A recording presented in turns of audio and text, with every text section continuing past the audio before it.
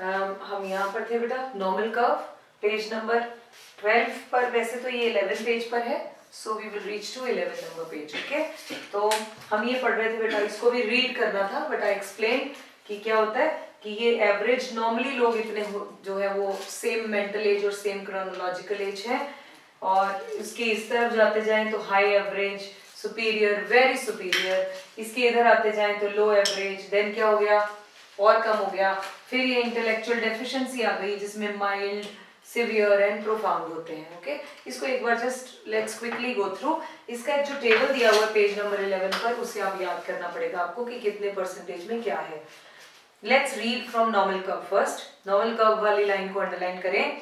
The frequency distribution for IQ scores tend to approximate a bell shaped curve। इसे बेटा bell shaped curve, bell की तरह ना, इसलिए इसे बेल शेप्ड कर्व कहते हैं। It is called normal curve, ये मीनिंग में आता है, इसको अंडरलाइन किया। This type of distribution is symmetrical around the central value called the mean. Average निकालिए ना बेटा, इसलिए इसे हम सिमेट्रिकल वैल्यू में, ये मीन में हम पढ़ते थे बेटा स्टैट्स में, दिस ये मीन कहते हैं। आपको नहीं मीन मीडियन समझ में आया तो उसको छोड़ दें, बस on an average people belong to this. आगे आपके पास distribution of IQ score in the form of normal distribution is shown in the figure 1.2। तो नीचे फिगर आपने देख ली, रीड करेंगे आगे। The mean IQ score in a population is 100।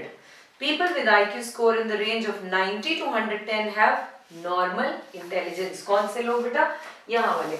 ये वैसे एक्चुअली यहाँ से यहाँ तक सारे नॉर्मल इंटेलिजेंस के हैं। Those IQ below 70 are suspected to have mental retardation। बस आपने एक्चुअली उसको कर्व को देखकर पूरी लाइंस को एक्सप्लेन करना है। I'll quickly read out. While persons with IQ above 130 are considered to have what? 130 exceptionally talented. Okay? Then the IQ score of person can be interpreted by referring the table also. तो table आप पढ़ लेंगे, इसको याद भी करना पड़ेगा कि above 130 कौन है, 120 से 130 कौन है। So this you have to learn. फिर पैराग्राफ आ गया। All persons do not have the same intellectual capacity. Some are exceptionally bright and some are below average. One practical use of intelligence test is to identify persons at the extremes of intellectual functioning. If you refer to table 1.1, you will notice that about 2% of the population have IQ above 130।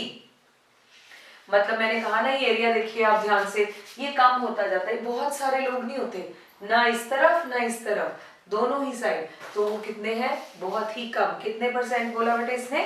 Note कर लें, 2%।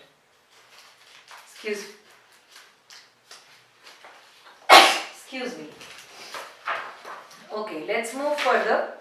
And a similar percentage have below, मतलब this side or the other side, that is very less, 2% से भी कम। The person in the first group are called intellectually gifted। तो कौन से वाले? जो इंटेलिजेंस साइड है, इंटेलेक्चुअली गिफ्टेड, और जो दूसरी तरफ है बेटा उन्हें क्या कहते हैं? इंटेलेक्चुअली डेफिशिएंट या चैलेंज्ड। यानी क्या उन्होंने? Those in the second group mentally challenged, mentally retarded, इस तरह से हम उन्हें बोल देते हैं। These two groups deviate considerably from the normal population in respect of their, किस चीज से डेविएशन है इनमें? कॉग्निशन, ब्रेन से, पहली चीज तो बेटा ब्रेन से रिलेटेड है ना इंटेलिजेंस। इमोशनली ऑल्सो, और ये फिर इमोशनली भी देखो, हमें ये तो पता है कि जो रिटार्डेशन में है वो इमोशनली स्टेबल नहीं होते, लेकिन रिमेंबर जो एक्सट्रीमली इंटेलिजेंट है वो भी इमोशनली स्टेबल नहीं होता। इतनी इंटेलिजेंस को हैंडल करना भी it's not an easy task, है ना। प्राउड ही आ जाता होगा, फिर इमोशनल डिस्टर्बेंस, सारी रात वो जो ब्रेन जिसका इतना ज़्यादा चलेगा बेटा, will they be able to sleep? हम नॉर्मल में होते हैं या थोड़ा सा अबव में भी आ जाए तो भी हमें नींद नहीं आती। हमारा ब्रेन, आपको पता है ब्रेन पूरा कंटिन्यूसली वर्क करता है। तो जिनके तो हाईली जो इंटेलिजेंट है वो भी बहुत अच्छी लाइफ नहीं, उनकी अच्छी लाइफ आई मीन इस सेंस में नहीं, but they are also under sometimes stress, क्योंकि उनका ब्रेन वर्क करता रहता है। हाँ, उसको कितना चैनलाइज कर लेते हैं अपनी एनर्जी और इंटेलिजेंस को, दैट डिपेंड्स। आगे चलते हैं। दीज इमोशनली मोटिवेशनल कैरेक्टरिस्टिक्स, है ना। जो क्लास में भी बेटा एक जैसे बच्चे नहीं होते हमारे पास, क्लासरूम में क्या होता है? कुछ तो नॉर्मली जो हमसे इंटरेक्ट हो गया, बिल्कुल जो 100 में आते हैं, बहुत सारे होते हैं। कुछ क्या होंगे, दे आर एक्सट्रीमली गुड, जिन्हें हम गिफ्टेड चिल्ड्रन कहते हैं, फटाफट हमारी बात समझ गए। फिर उन्हें ना हमारी ये जो लोअर एक्सप्लेनेशन होती है वो नहीं पसंद आती। फिर एज अ टीचर हमें क्या करना पड़ता है, उन बच्चों के लिए एक्स्ट्रा वर्क ढूंढना पड़ता है कि इन्हें कैसे जो है इनकी एनर्जी को कैसे चैनलाइज करें, कि इन्हें और वर्क कैसे दें ताकि ये और पोटेंशियल तक पहुंच सके। फिर क्योंकि सेम क्लासरूम में बच्चे बैठे हैं, लेकिन ये टीचर की फिर वो हो जाता है, इसकी इंटेलिजेंस है कि वो सबको सेम जैसा ना समझे। टॉपिक समझाने के बाद सबका काम अलग अलग हो, टास्क अलग। जो बेचारा स्लो लर्नर है उसे एक्स्ट्रा हेल्प, एक्स्ट्रा लर्निंग और नीचे जाकर उसको समझाना। जो नॉर्मल है उसे normal time, normal understanding, normal work में रखना। जो गिफ्टेड है उसे अंडरस्टैंडिंग के बाद और वर्क देना ताकि वो अपने आप की ग्रिलिंग और करे। समझ गए? ओके। वेरिएशंस है बेटा इंटेलिजेंस में। सबसे पहला इंटेलेक्चुअल डेफिशिएंसी, ये पिछले वाले से ही रिलेटेड है, पूरा का पूरा paragraph.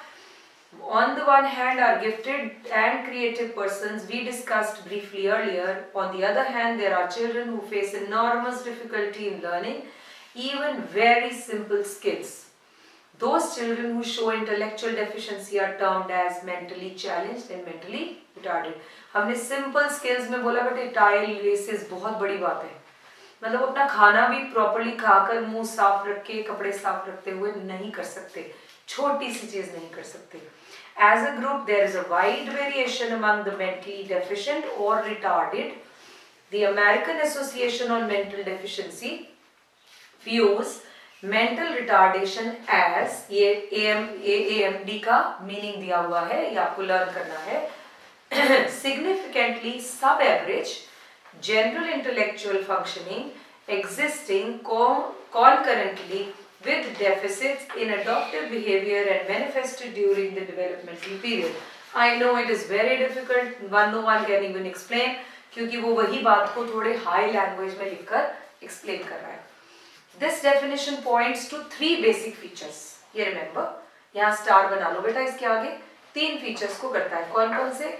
Number 1, first, in order to be judged as mentally retarded, a person must show significantly सब एवरेज इंटेलेक्चुअल फंक्शनिंग। अब अगर आपको एक बंदे को जज करना है वो मेंटली रिटार्डेड है या नहीं, कैसे जज करोगे कि वो उसकी एवरेज, सब एवरेज जो है वो क्या है, significantly sub average intellectual functioning, मतलब सिग्निफिकेंटली बिलो एवरेज में है। Persons having IQ below 70 are judged to have sub average intelligence. तभी उसमें वर्ड क्या यूज कर रहे हैं, सब एवरेज, बिलो एवरेज। सेकेंड क्या है उसमें, डेफिसिट इन अडॉप्टिव बिहेवियर, ऊपर है ना लिखा बेटे मीनिंग में। एडॉप्टिव बिहेवियर में क्या है, डेफिशिएंसी है। एडेप्टिव बिहेवियर में डेफिशिएंसी। एडेप्टिव बिहेवियर क्या होता है पहले देखो, it refers to a person's capacity to be independent. जो हम अडेप्ट करते हैं ना अपने एनवायरनमेंट से, जैसे मैं कुछ काम कर रही हूँ, मेरे बच्चे ने मुझे देखा और वो भी वैसे ही करने लगता है, ये क्या हो गया, अडेप्टिव। लेकिन जो लोग लो इंटेलिजेंट के हैं, डेफिशिएंट है, वो नहीं कॉपी कर पाते।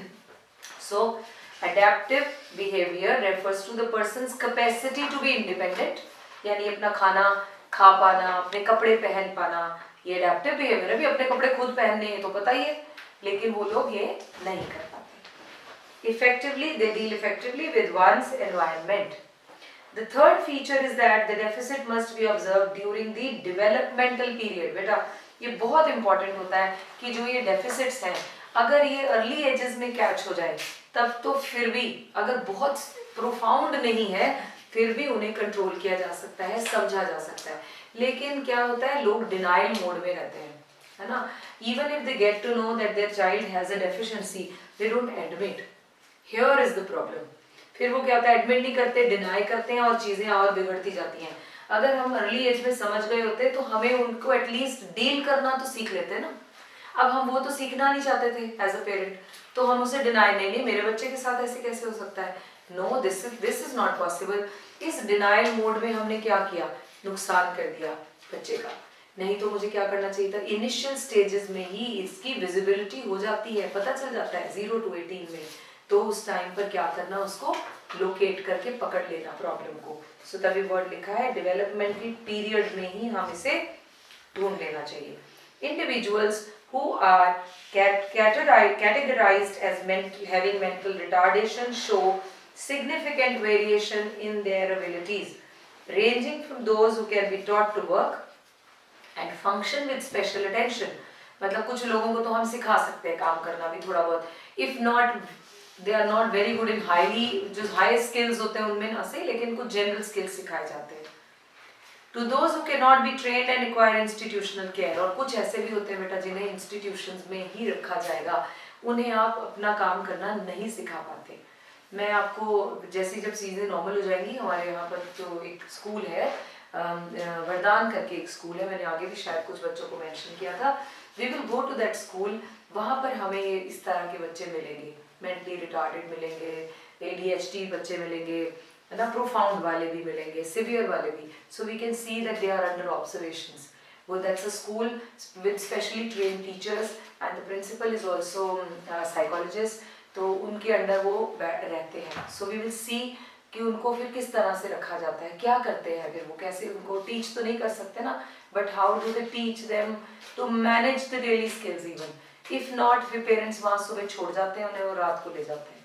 ठीक है, okay. With special attention it is needed to those who cannot be trained and require institutional care. You've learned earlier that the mean IQ score in the population is 100, average 100 है ना. These figures are used to understand the categories of mentally retarded. The different level of retardation are mild retardation in between 55 to 69, 70 से below, moderate 40 to 54, severe 25 to 39, profound is 25 से भी below. इनको तो बेटा अपनी जो बेसिक यूरिनरी हैबिट्स होती हैं वो भी नहीं कर पाते, वो भी बेड पर या इनको उसकी तरह की भी केयर देनी पड़ती है. Although the development of people with mild retardation is typically slower than that of their peers, मतलब जो mild retardation वाला होगा वो जो उसके फ्रेंड्स हैं उनके हिसाब से, जो नॉर्मल है उनके हिसाब से उसकी ग्रोथ बहुत स्लो होती है. They can function quite independently, फिर भी वो काम कर पाते हैं, अपने कपड़े पहनना, बैग उठाना, रखना, बॉटल सीधी रखना, ये सब. They can function quite independently, hold jobs also in families, छोटी मोटी jobs भी कर पाते हैं और families भी कर पाते हैं. As the level of retardation increases, the difficulties are strongly marked. The people with moderate retardation lag behind their peers in language and motor skills. They can be trained in language वगैरह में उनको नहीं समझा पाते अपनी बात जो है. They can be trained in self-care skills. Self-care में क्या क्या आता है, अपना खाना उठाकर खाना, रखना, कपड़े पहनना, टॉयलेटरी हैबिट्स, ये सब इसमें भी आता है सेल्फ केयर में. And simple social and communication skills क्या होंगी. सोशल स्किल्स में बहुत सारी टॉकेटिव वो नहीं होंगे, डिस्कशन नहीं कर सकते, लेकिन हाँ बैठकर नमस्ते करना, बैठना, सिर्फ बीच में सीधे बैठना, बार बार कुछ डिस्टर्बेंस ना क्रिएट करना, ये भी हमारे इनके सोशल स्किल्स में आता है. कम्युनिकेशन स्किल्स में जो प्रोफाउंड वाले में उनमें तो बेटा स्पीच ही नहीं डेवलप हो पाती ना, क्योंकि हम स्पीच कैसे डेवलप करते हैं, जब घर में सबको बात करते हुए सुनते हैं और अपनी इंटेलिजेंस से वैसे ही करने लगते हैं. बच्चे देखा छोटे जब नकल उतारते हैं अपने पेरेंट्स की, अपने ग्रैंड पेरेंट्स की, वो कैसे कर पाए, कैसे अडॉप्ट किया, with the help of intelligence. But ये लोग इतने इंटेलिजेंट नहीं होते और वो ये वर्ड्स को कैच नहीं कर पाते. ठीक है, इसलिए स्पीच बहुत प्रोफाउंड और सीवियर वाले तो स्पीच ही डेवलप नहीं कर पाते. ओके, ये थोड़ा सा ऐसा ही टॉपिक है. It's alright. कहाँ थे हम? Train in self care. Yes, they need to have moderate degree of supervision. Moderate degree मतलब कभी कभी इन्हें अकेले छोड़ा भी जा सकता है, ऐसे नहीं हर टाइम ही इनको सुपरविजन चाहिए. In everyday task, individuals with profound and severe retardation are incapable of manage their lives and need constant care for their entire lives. You will read more about this, the characteristics of this, हमारे chapter 4 में भी ये cover होगा बेटा. फिर आगे intellectual giftedness, right? Intellectual gifted individuals show higher performance because of their outstanding potentialities. The study of gifted individuals began, कब हुई थी बेटा? 1925 में, when Lewis Terman followed the lives of about 1500 children with IQ of 130 and above. उन्होंने उसके साथ काम किया और एग्जामिन किया how intelligence was related to occupational success and life adjustment. मतलब वो बोल रहा है कि जो इंटेलिजेंस है वो क्या ये रिलेटेड है हमारे बिजनेसेस में और अपनी सक्सेस में? आप सोच के बताओ, क्या इंटेलिजेंस मेरे बिजनेस में और मेरी लाइफ में हेल्प करती है? बिल्कुल करती है। If I am intelligent I will be able to work differently than the other people, so मैं क्या होंगी लाइफ में, सक्सेसफुल होंगी। ओके, मेरा बिजनेस ग्रो करेगा। Then word is, although the term talent and giftedness are often used interchangeably. लोगों को लगता है टैलेंट और गिफ्ट एक ही बात है। आपके हिसाब से सेम है? वो कहते हैं एक दूसरे की जगह पर हम इन टर्म्स को यूज कर सकते हैं। लेट्स अंडरस्टैंड है कि नहीं है। दे मीन डिफरेंट थिंग्स बेटा। गिफ्टेडनेस का मतलब exceptional general ability shown in superior performance in a wide variety of areas. तो आप अंडरलाइन करिए, एक्सेप्शनल जनरल एबिलिटी मतलब जो जी फैक्टर भी है इनका एक्सेप्शनली गुड है बेटा, है ना, हायर साइड पर।